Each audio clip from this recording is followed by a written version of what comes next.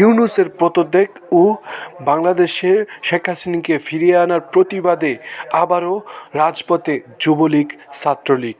তারা ফিরেছেন মশাল মিছিল এবং এক বিশাল বিক্ষোভ মিছিলের মাধ্যমে। তো চলুন দেখে আসা যাক সেই মশাল মিছিলটি। আওয়ামী লীগ কি ভালো ছিল, কিন্তু এখন এটা মানুষে বলতে পারে না।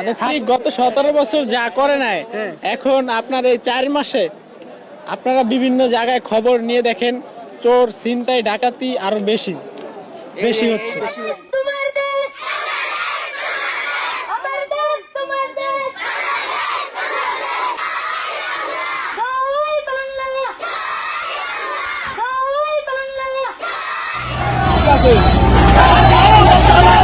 আজ ঘোড়াপাড়া বাজারে বিশাল আওয়ামী লীগের পক্ষ থেকে